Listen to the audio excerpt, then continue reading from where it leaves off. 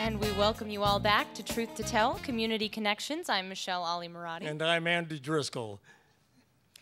And we're here at the Goodwill Easter Seals building, the headquarters of Goodwill Easter Seals on Fairview and University in St. Paul. And we bring you, because of our production partner, St. Paul Neighborhood Network, cameras. And we're rolling and recording this show, which will air Monday, this coming Monday evening at 8 p.m. on St. Paul Cable Channel 19 and Minneapolis Cable Channel 16 through MTN. And of course, we'll be airing this in our regular slot on KFAI radio at 9 a.m. on Monday morning as well, the audio of this show. And as always, we will try to distribute the program widely throughout the state and the metro. And we're very happy to see before us a pretty sizable audience. Deanna, that's better than we expected. Well, we're considering the weather out there, yes. My gosh, it's amazingly bad. This is February, right? Okay, well, we'll meet a few of our conversation with on reentry rights and for felons and ex-offenders. And we'll meet a few of them and take some questions and comments about 40 minutes into the show from the audience. We have to thank the staff of Goodwill Easter Seals, especially Deanna Gulliford and Lisa Ritter, who for their hospitality and recruiting much of the audience tonight. Let's begin by watching a short video with a few of the moving stories that can easily be multiplied several times over as when we examine the issues of reentry.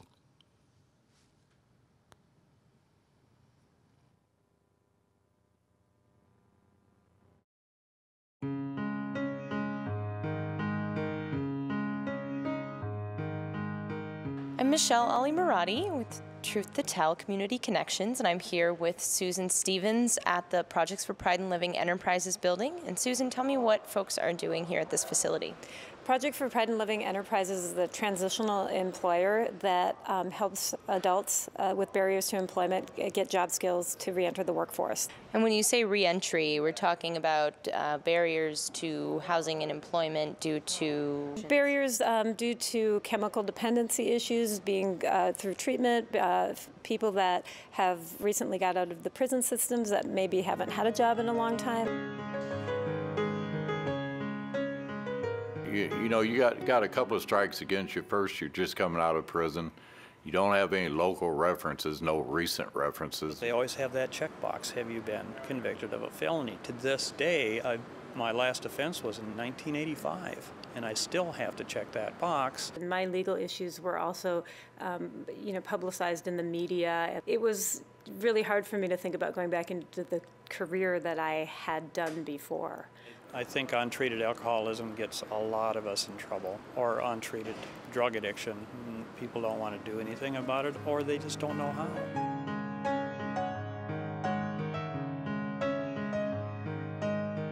Well, I got out of federal prison in December 2011, found a telemarketing job just to keep the halfway house off my back, and I didn't like the environment there because I'm in recovery for drugs and alcohol, and I didn't feel good working around the people I was working with at the time. And I felt really panicky. It's like, how am I going to stay free? I have no money. I'm a crazy person. I can't get a job.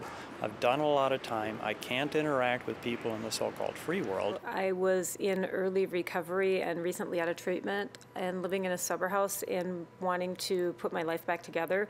And getting a job was something that I knew I needed to have. I did apply for SSI, but I wasn't wacko enough, evidently, to be allowed funding. When I applied, I had to tell her that I had some jail time that was coming up, so I didn't know if they would be able to hire me. And she said, call me when you get out of jail and we'll see what we can do. And so I called her when I got out of jail, and I started working here a couple days later. So I came over here to rebuild resources and applied for a trainee job out in the plant where they do manufacturing. So I got hired to do that. It took me about 18 months before I could get employed, have my attention on things that are really important. So what we're in right now is our custom apparel and promotions building.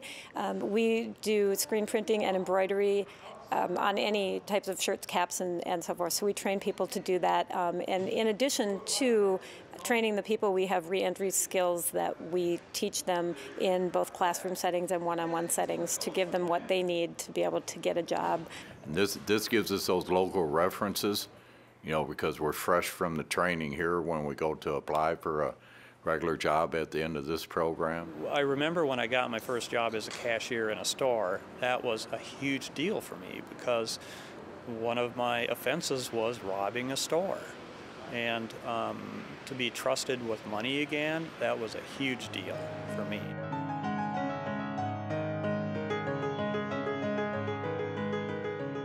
I think for ex-offenders, it's really important for us to know that there's someone out there who cares and is willing to step up and say, look, we're going to give you a chance.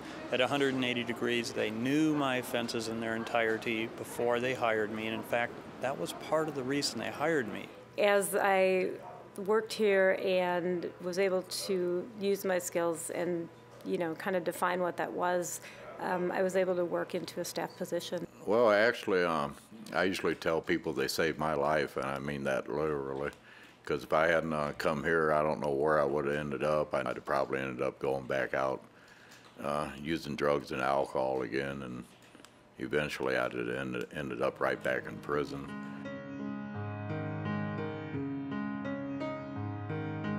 Now we've heard from Susan, Timothy, and Donald about their experiences re-entering society, and we want to hear from our panel as well about other barriers that arise for ex-offenders and what we can do to help.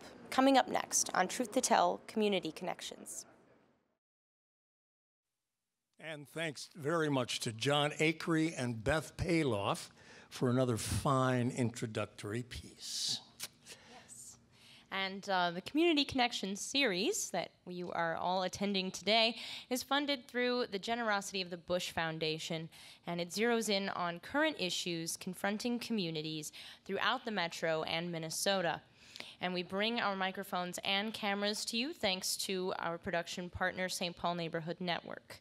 And that we bring those conversations right into the neighborhoods most affected by these issues.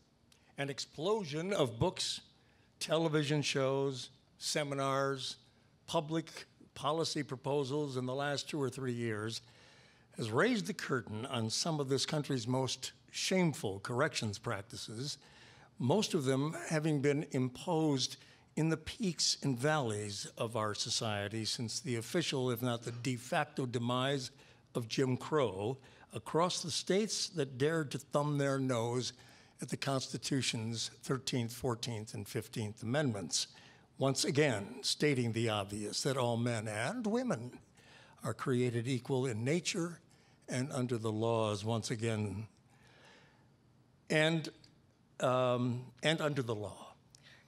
But Jim Crow never really died. It stuck itself into the criminal justice and correction system of every state and the federal government, thanks to paranoid and expedient political fears over some notion that the law and order was out of control. In addition to the disproportionate ratio of men of color serving time in our penitentiaries, their wildly disparate treatment in the streets and criminal justice system has been a part of an even larger packing of the jails and prisons in the last few decades. So what happens in a country with such injustice as we've seen in the economy, job losses, and permanent unemployment? What happens when poverty entrenches itself in our core cities and rural settings, deep rural settings? What happens when it becomes obvious to young men and women who've been raised in abusive family settings without adequate nutrition to feed their hungry stomachs and their hungry minds, without decent educational settings and successful learning? Anger, frustration, despair, desperation, and very often severe mental illness, sometimes driving all of it in the face of sometimes being blamed and beaten for their just being there.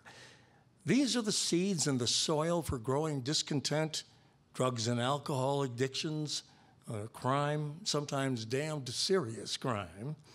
And what follows is capture, prosecution, conviction, and hard time. Sometimes lots of it. But sometimes, if conditions are right, a second chance might come along with a sentence of probation, even for felonies. Tonight, we've asked our studio audience to come in and listen to our panel discussion today and contribute to the conversation among those in various positions affected by these issues. A little past the halfway mark, we'll start taking questions and comments from all of you here, and after we sign off our main hour-long program, we will go on to do a second Q&A session for another half hour with you all here, and that will be posted online only.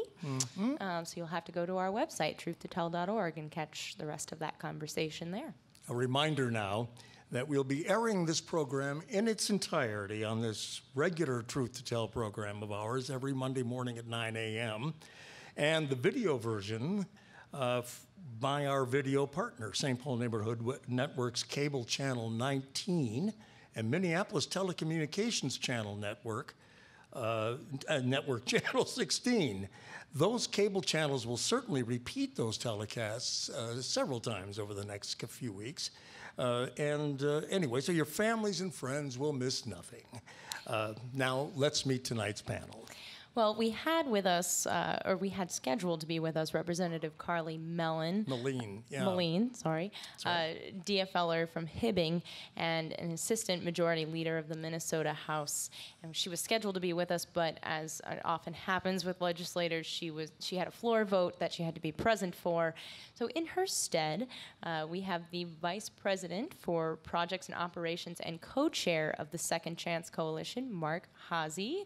He graciously stepped up to be with us here tonight in the spotlight. Thank you, Mark. Glad to have you on the panel. Glad to be here. And I'm Vice President of the Council on Crime and Justice and co-chair of the Second Chance Coalition. Sorry, but I think there was just a little bit missing there. I didn't have that little thing. Sorry, No. Mark. Yes, Thanks he's Vice President for Projects and Operations at the Council on Crime and Justice. And if I could say, Representative Meline really did send her regrets. She wanted to be here very much, and she's the chief author on a bill that we've worked on, and she's been a great supporter on these issues. I don't think anyone's going to hold that against her to want to be there. Well, maybe you won't. All right. Andy will. Next, to meet a man who may feel slightly outnumbered tonight, but who has stood up to worse audiences before, I suspect. State Senator and Assistant Senate Minority Leader, Dave Thompson, a Republican from down Lakeville way. Senator Thompson, welcome to you. Happy to be here, and we're all Minnesotans, we're all Americans, and I feel just fine. Well, glad to have you. Yes, we're very happy to have you with us here tonight. And returning to TTT for the umpteenth time, we have the always or ever-present Sarah Walker. She's here. She is the former Chief Operating Officer for 180 Degrees and the co-founding co-chair of the Second Chance Coalition, and now a legislative consultant as well. Sarah, welcome to you. Glad to have you back, as always. Thank you, as always. As always, glad to have you. And finally, an active member of the Second Chance Coalition is sociology doctoral student Rob Stewart, who is studying the business of reentry and other issues, the difficulties, the barriers to education as well as employment in the community for his doctoral degree, and we're delighted to have him join us among other major issues. Rob, welcome to you. Thanks for having me. Okay. Be sure to post your questions if you have any out there. But tell us, and Sarah Walker, talk a little bit about the current issues still hanging around the field and the legislature, if you will. Describe some of the bills that have been introduced to address those issues, and then we'll tackle each one of them in a few minutes here. Sure, but I would also welcome Mark or Senator Thompson to jump in, each of who have just as much knowledge as I do. So this year, one of the main focuses of the Second Chance Coalition has been for a long time and remains working on an issue called Ban the Box. And as people who have been following the Second Chance Coalition are well aware, in 2009, Minnesota became the first state to pass the public employer Ban the Box, which required employers to take the question about arrest and conviction off the initial application. We did spend the last biennium working on this issue as well, and developed a lot of Republican allies. And this year, we're happy to say that the ban the box that expands it to private employers is sitting on the House and floor waiting for a floor vote. In addition, we are very interested in working on felony voting rights restoration. So individuals in Minnesota who have a felony conviction and are on probation or parole in Minnesota currently are unable to vote. And we believe we should go the way of North Dakota and allow people in the community who are paying taxes and have children and participating in the civic life should have their rights restored. This issue had a hearing in the House, and it passed through the Public Safety Committee, but it died there and had an informational hearing in the Elections Committee. I'm going to defer to Mark in a bit to talk about juvenile records because that is, he's the expert on that issue. But so we're excited about where we're going, and we'll be working on felony voting reenfranchisement this summer and fall with an expanded group of partners. Okay, so go into a little bit more about, if you will, then Sarah, what you were talking about regarding the families, and why is North Dakota ahead of the state of Minnesota in this question? Well, I think we could ask that question probably in a lot of elections laws in North Dakota. But this has been a policy that's been instituted since, and regarding felony voting disenfranchisement since statehood. I think one of the things that's unique to Minnesota is that Minnesota has the second smallest prison population in the country, but we have the fourth highest rate of people on probation in the United States. And so unlike other states where a bulk of the people who are disenfranchised or a significant portion are actually in prison, the majority of people in Minnesota have never actually perhaps spent time in prison and have exceedingly long probation sentences. And the other thing is Minnesota also has one of the worst racial disparities in criminal justice. Even though the total numbers are not, we still have a majority of Caucasian people involved in the system, the reality is at the end of the day, 1 in 5 African Americans in Minnesota is unable to vote on election day due to felony disenfranchisement laws. Now, Sarah, in an earlier conversation we had when we were talking about having this conversation, you'd mentioned that Minnesota was the only state that has the ban the box legislation passed, at least for the private, for the public sector. Yeah. Is that the case? Other states and jurisdictions have followed, but Minnesota was the first, and it sort of created a tidal wave for other states and jurisdictions to follow suit, and we certainly hope the same thing will happen with the private sector ban the box. So while we're ahead there, we're falling behind on the voting rights aspect. Well, we would be in the middle of the pack, I would say, if I was going to be honest. But so this is an issue that's sort of sweeping the country at this point? Would you say that? Well, Rhode Island recently changed their laws a few years ago that allowed people on probation to vote. I think that we have one of the worst racial disparities in the voting. We have racial disparities in this state like no other, it seems, in so many areas. This is another one of them.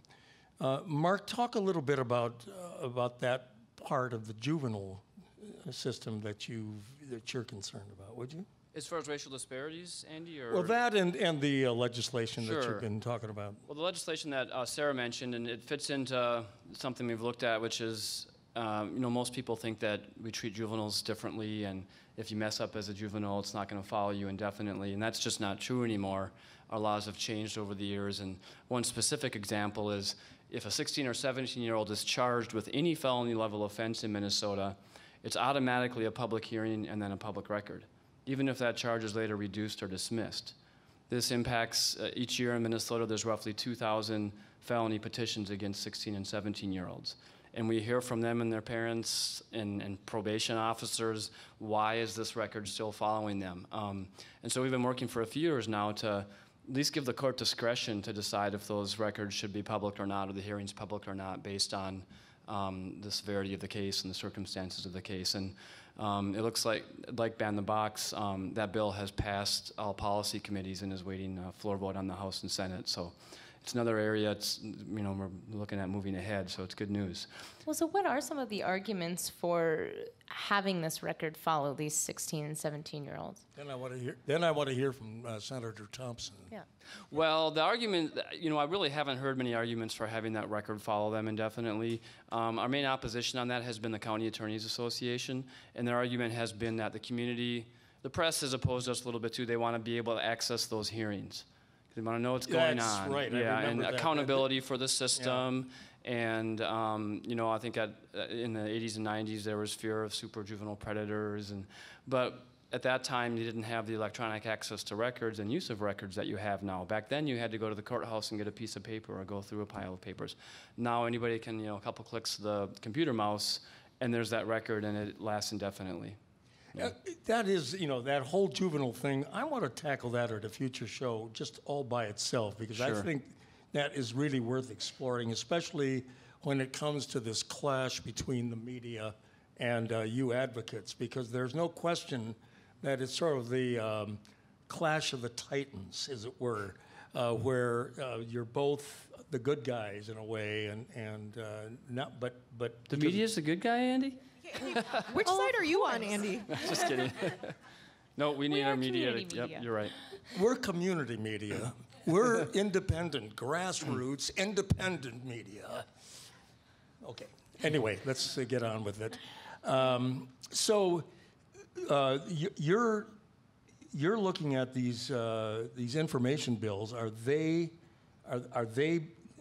you actually succeeding there? Did you think where you're being able to keep those juvenile records under wraps at least for a while?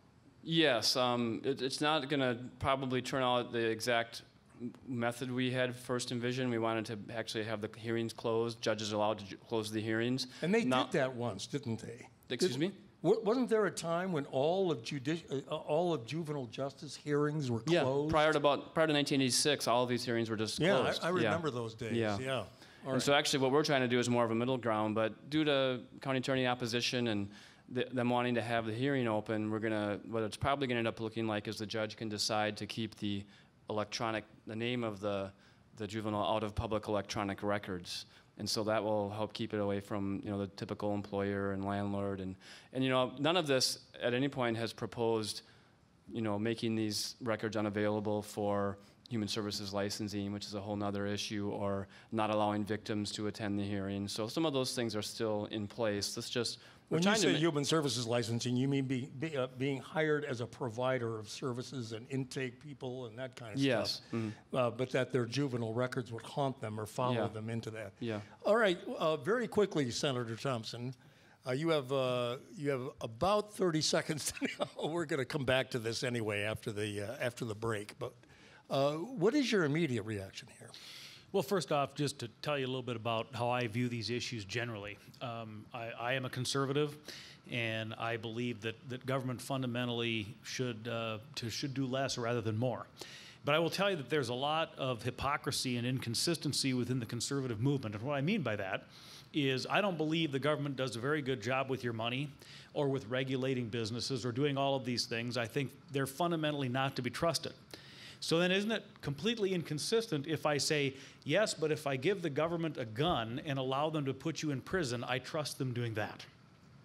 So I fall a little bit more on what some might call the libertarian spectrum of the Republican Party in some ways. And so my belief is that we need to be suspicious of government power no matter how it's being exercised. Senator, can we hold that thought now for just a moment? Because we're going to take a very brief break. And if you're just tuned in, we're live from Goodwill Easter Seals in St. Paul with Sarah Catherine Walker, Senator Dave Thompson, Mark Haase, and Rob Stewart. And we'll take a short break here. Yes, stay with us. We'll be right back with this conversation in just a moment.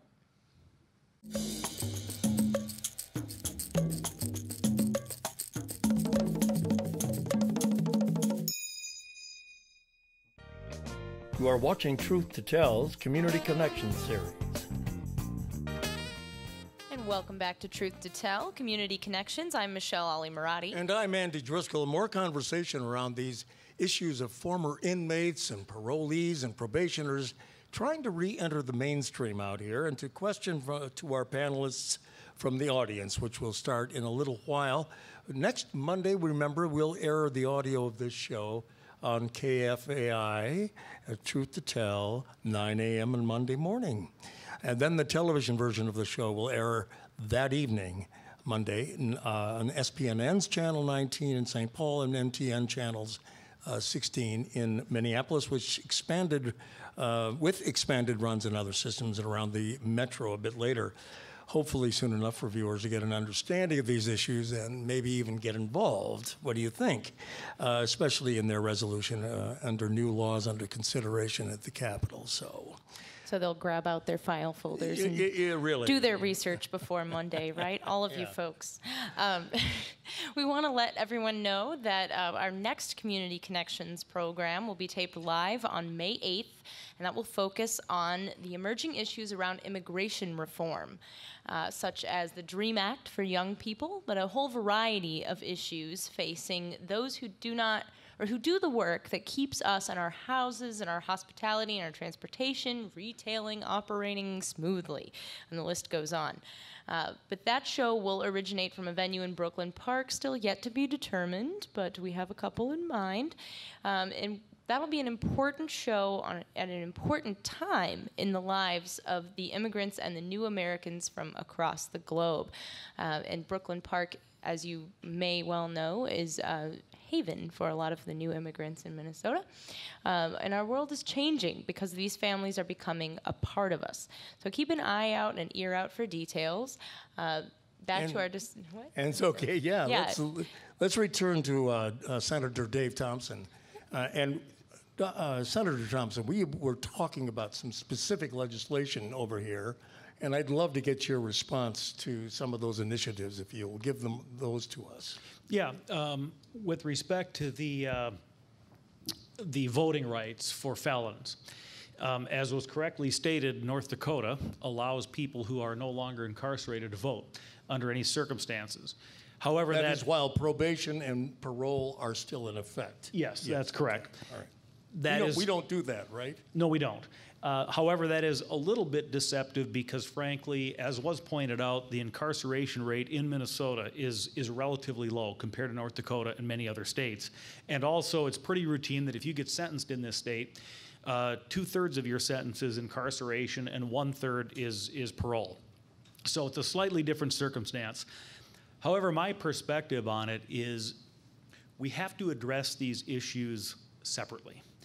If you've been let back into society and you are allowed to raise your family, have a job, pay taxes, contribute to the system, then I believe your voting rights should be restored. And if, in fact, we have a problem with our sentences not being long enough, that's something to consider separately. But the fact of the matter is we, as a public, in the public interest, what we should be attempting to do is there are really three legitimate reasons to punish with the criminal law. One is specific deterrence. Make sure the guy or gal doesn't do it again. The other is general deterrence, sending a message to society, if you do this, you're going to get punished. And the third thing is legitimately punishing people for wrong that they've done. There's kind of a catharsis in society when we do that. Senator, excuse me for interrupting, but how can you possibly be sure to prevent somebody from reoffending? You can't. You can't. And that's why this is a difficult business. Because I think every reasonable person wants to give people another opportunity. We all make mistakes in life, some worse than others. Many of us start out in more difficult circumstances than others. I happen to personally be of a faith that believes in redemption, and I think we need to give people that opportunity. That being said, we do, as legislators and judges and prosecutors, have an obligation to protect the public from harm. And balancing those two things is difficult. And so what part of restoring voting rights has to do with protecting others from harm? Nothing, right? which is why I would support it. So you would support restoring voting rights for ex-offenders? You support it after all. I see. Okay, well, that's great. And does that mean you would support it under any circumstances? I would support it if they are no longer incarcerated, yes. And then just like North Dakota. And now if we need to have a conversation about maybe we need to incarcerate people longer, okay. let's have that conversation. We've already done that part, haven't we, over the years? Well, we do it on a regular basis. Yeah. These things never stop changing. We seem to extend these terms, right? And especially for certain classes of folk. Okay, so then what about the other stuff? What about ban the box? The ban the box, I was not in the legislature at the time that it was done for public employees. I would have supported that. I will be honest with you. I have a little more trouble with it when it comes to private employers because I'm a pretty strong believer in individuals that own and operate businesses should have the right to set the criteria that they use to hire employees. However, I am somewhat sympathetic to the notion that you don't prejudge people based on that. I mean, what you find in life is that if you categorize someone as a Republican or an ex-felon or a person from a certain city or whatever the case may be, you sometimes come to arbitrary and wrong conclusions. When you meet individuals one-on-one, you typically find out you have less differences than you thought you did. And I'm somebody who mixes it up with a lot of people all over the political spectrum. And what I find out is when you sit down and talk to people one-to-one, you have a lot more in common with them than you have not in common with them. As we're finding out today. Apparently. So you would acknowledge that stigma that comes along with the box being on an application, whether it be for a public job or a private job? Oh, sure. Yes, I do.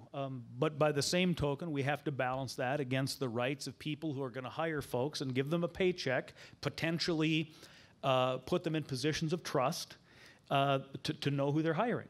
So you would not support legislation then to remove the box from private business job applications? I haven't made a final decision on how I'd vote on that. I really haven't. Can we break that news right for here? consideration. Frankly, the first I knew of it was when Sarah talked to me about it. Okay. And I haven't decided how I'd vote on it. It's a dilemma for me. And there are a lot of pieces of legislation. Many things are easy. But there are a lot of pieces of legislation that are tough. Libertarian hesitance in that, and I would understand that from you, sir.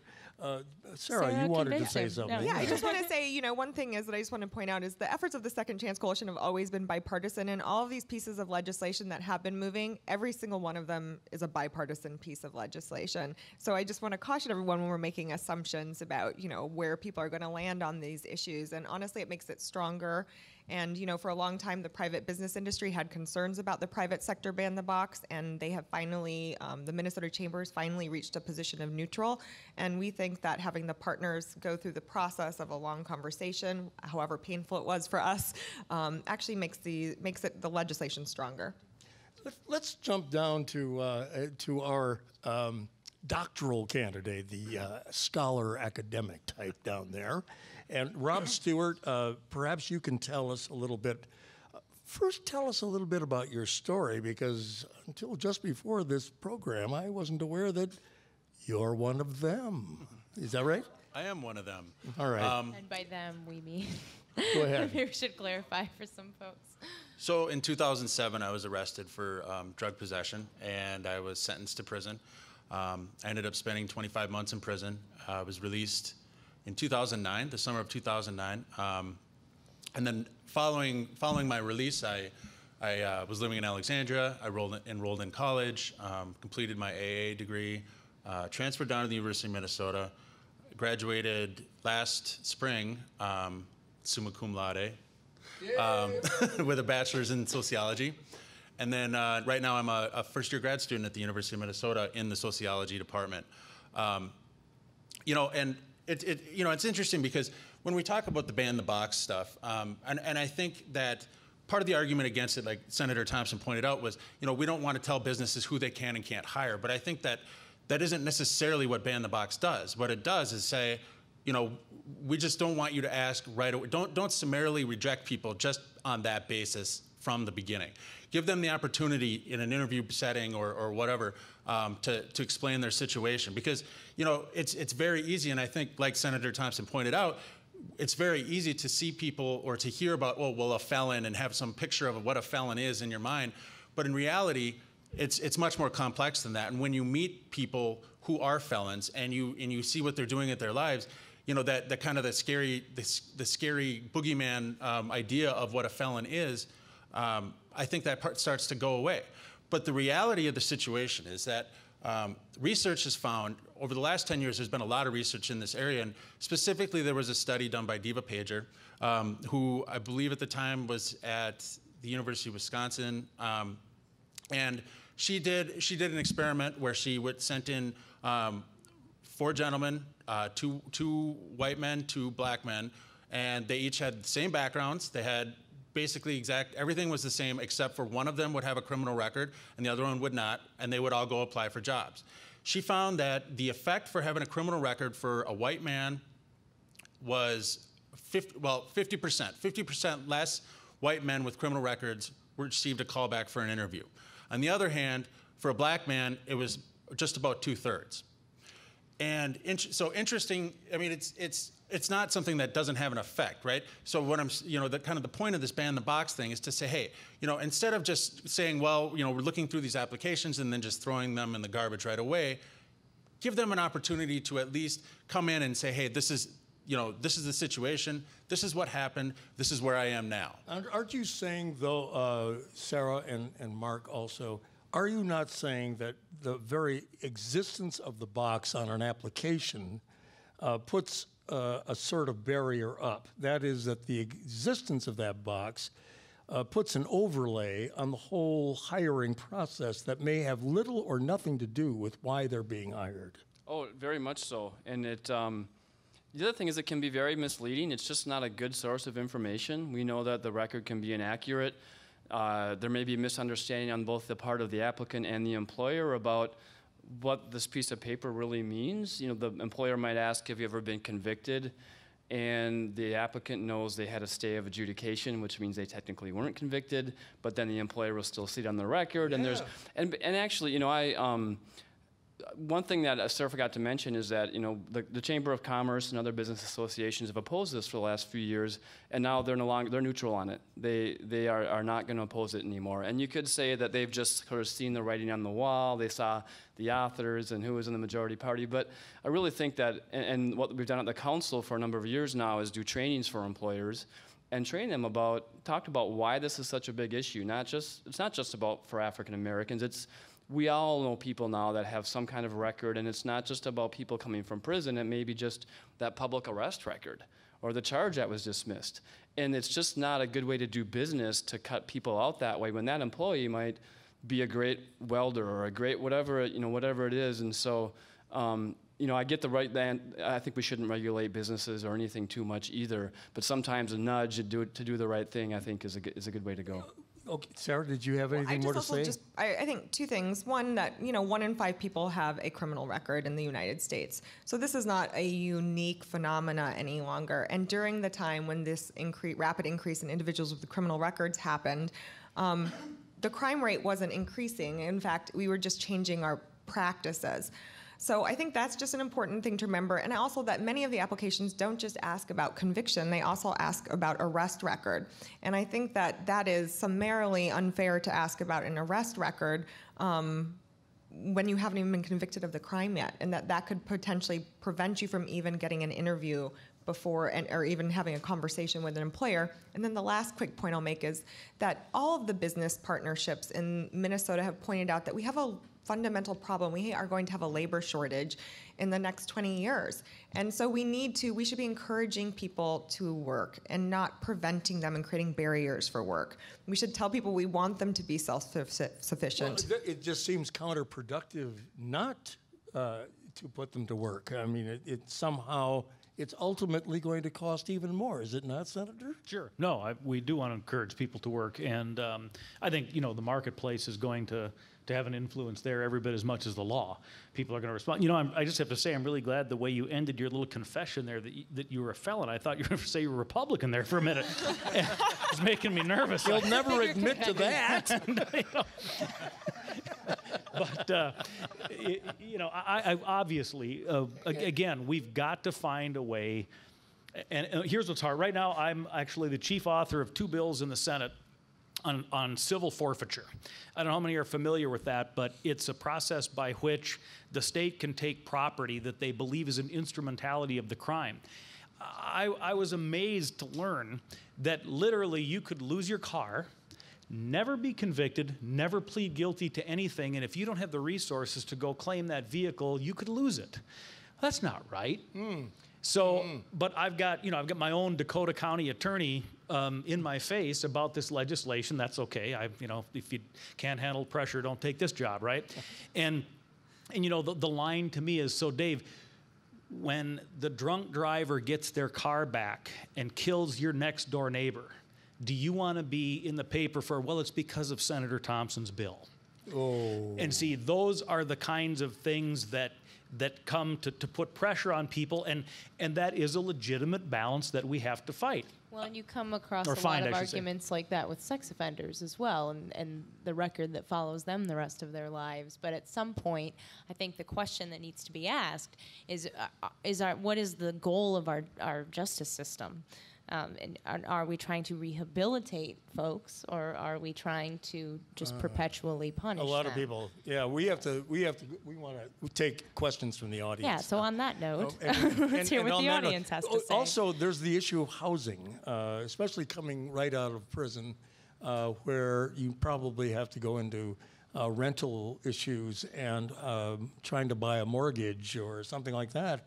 So perhaps that's a question that it looks like this man might have asked that question. Could we have your name, sir? Well, so we're going to have Siobhan you were going to ask about housing, were you? Prison isn't punishment, getting out is.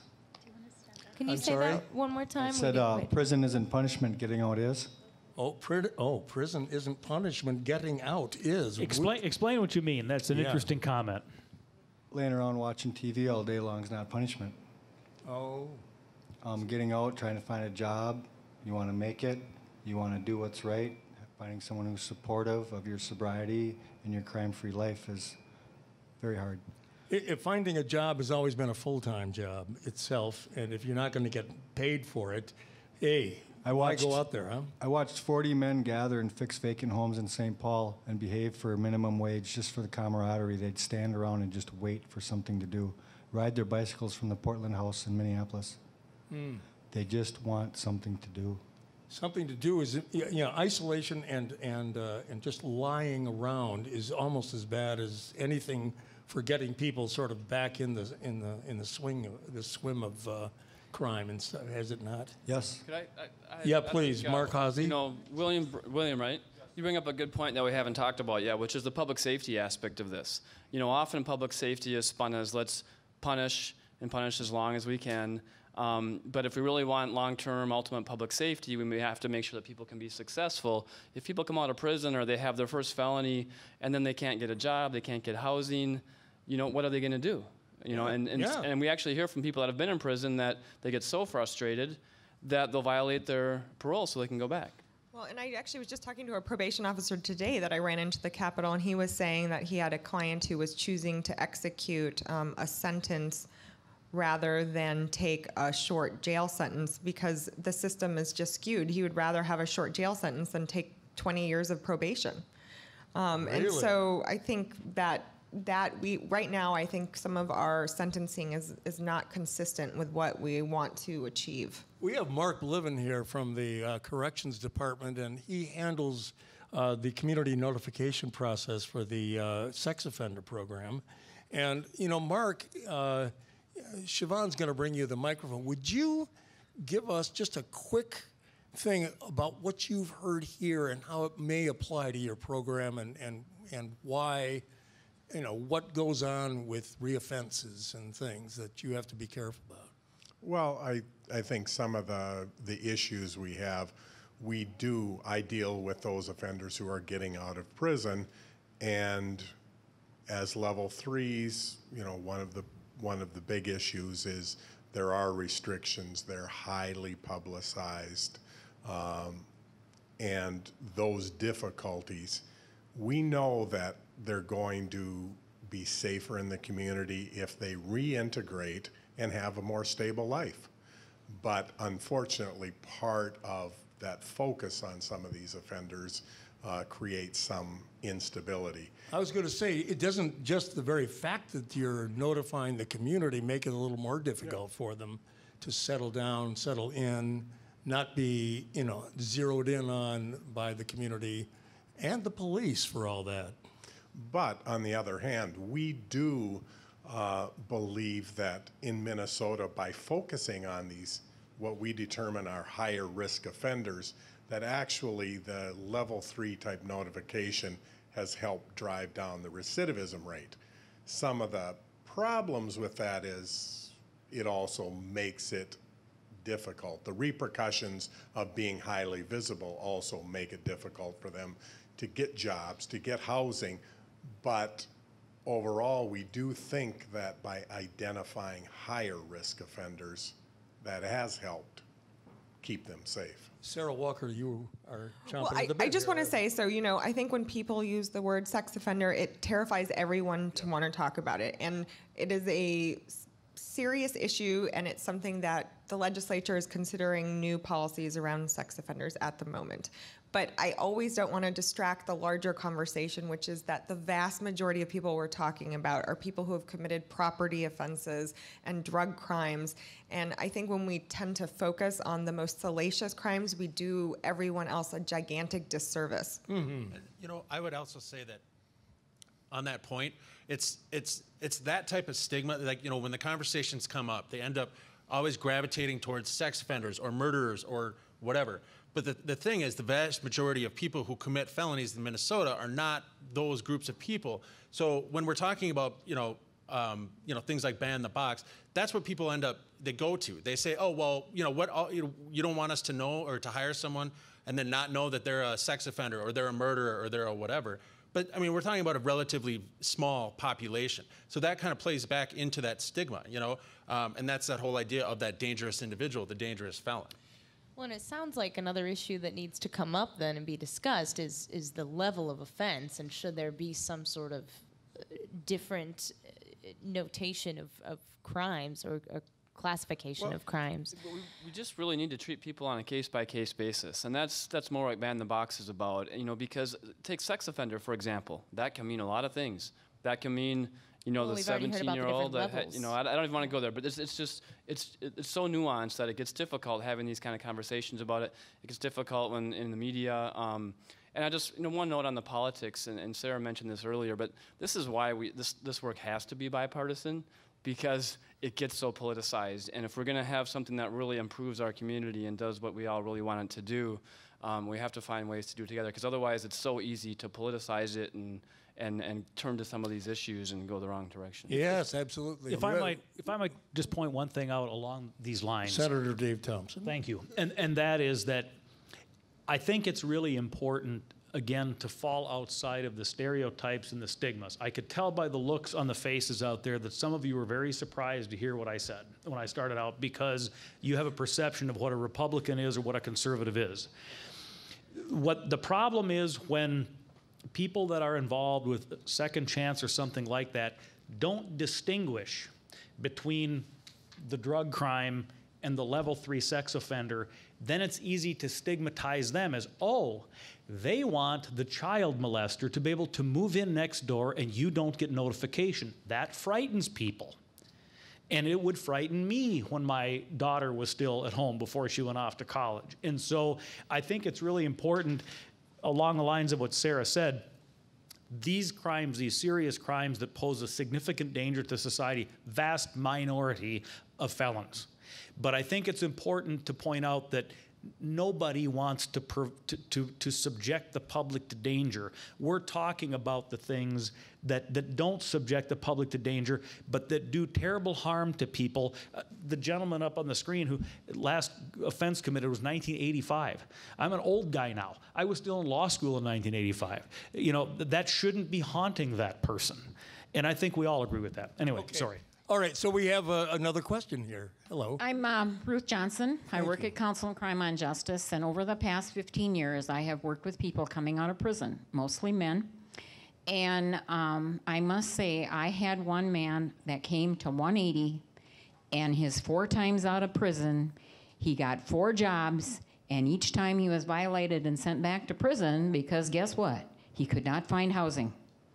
And that was very pathetic. To come out 4 times, get 4 different jobs, and you get violated every time because you could not find that housing. So it is a tremendous barrier. And he was a level 3.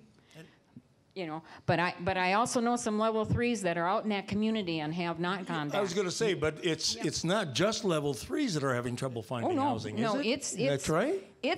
It's across the board. So up until this last year, I lived in Bloomington, and I was living with my brother. He owned a house, and then I go to school at the U, so I'm on the West Bank. So I wanted to move somewhere closer. So I was looking for an apartment in Minneapolis. I applied at, I don't know, probably 15 different places, and either was turned down or just never, they just never responded at places that had openings because I have a felony and because I'm still on supervision. Well, I'm assuming. And it wasn't until I just happened to post something on Facebook, and a friend of mine says, "Oh, hey, I'm renting out my basement." So it's, and I ended up moving in with them. So my point is, it's, if I didn't have that social network, I don't know, where I'd be living right now. So I mean, it's a real issue. And there's a number of property management companies that just simply will not rent to people that have felonies. And it's, I'm sure it's a liability issue for them or whatever, but it's a real issue. And I could only imagine what it would be like for someone that has a sex offense or something that's maybe less stigmatizing than a drug charge, even though a drug charge isn't exactly, we're going to cuddly. Yeah. Okay. That's a good way to put it.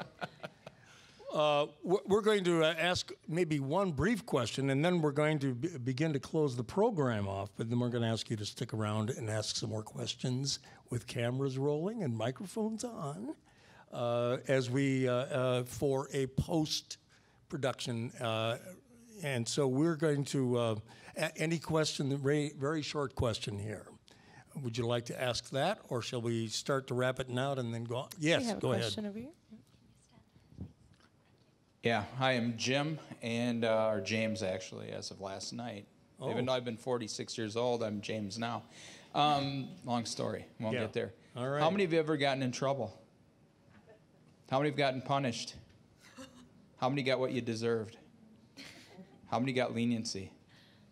My story, back in college, I used to take tapes back to Shopko. I'm from a hick town, man. We used to have tapes back then. But I actually took back vinyls and exchanged them for tapes. And one day, they busted me for theft by fraud. Oh, come on. I put down my name was Sam Cooke, the black singer. Do I look like him? Well, I remember it well. Yeah, working on a chain gang could have been me. Well, so what happened, basically, is I told them I wanted to go in the military, and the prosecutor, or whatever, the district attorney said, "Hey, don't want to talk to you, I'll talk to your lawyer." Hired somebody for $500. They expunged my, well, I guess it was a felony at that time. So I don't have anything on my record. Oh, lucky you. Yeah, well. Okay, well, we're going to have to end it there, unfortunately. At least we want to thank everybody at the panel today. Senator Dave Thompson, thank you very much for joining us tonight. Thank you for having me. He's a Republican from Lakeville, Assistant Senate Minority Leader, and we hope you'll come back another day, sir. Always love to have a Republican on the panel, not gonna Right, lie. we do. Mark Haase is Vice President for Projects and Operations at, tell me again. Council on Crime and Council on Crime and Justice. Yes, thank you. And you're also the co-chair of the Second Chance Coalition. And Mark, very happy to have you on the panel today. Thank you. Thank you. Happy to be here. Thanks for stepping in for Carly Moline. And Sarah Walker, almost a regular here on TTT, but thank you very much for joining us. Well, thank you as always. As always, the former Chief Operating Officer for 180 Degrees and founding co-chair of the Second Chance Coalition. And once again, active member of the Second Chance Coalition is sociology doctoral student Rob Stewart, who, among other issues, is studying the business of re-entry there at the U. So we thank you for contributing your story and your research here today with us. And we want to let you know that Truth to Tell is a co-production of Civic Media Minnesota and KFAI, and for this Community Connection series is also a co-production of St. Paul Neighborhood Network. And you can find past audio and video of all of our Truth to Tell shows on truthtotell.com. We'll see you next month for a new edition of Truth to Tell Community Connections, and certainly next Monday for Truth to Tell's version of this show.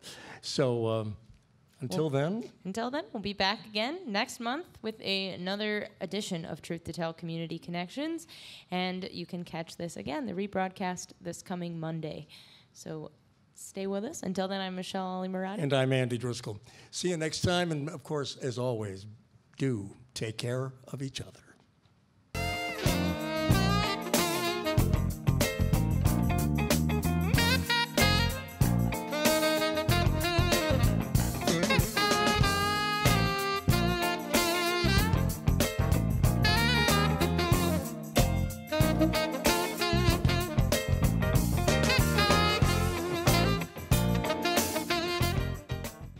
I started out with a message. That's all I had in my mind. Television was sort of an afterthought.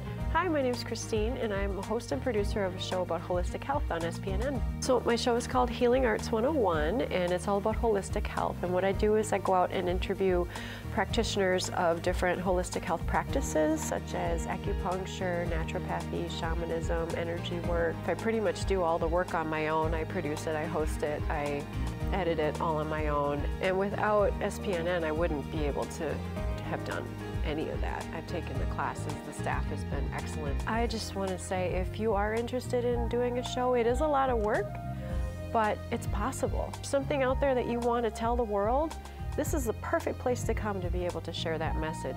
My name is Christine. I host and produce Healing Arts 101 on SPNN. If you're interested in producing your own show, you should come on down.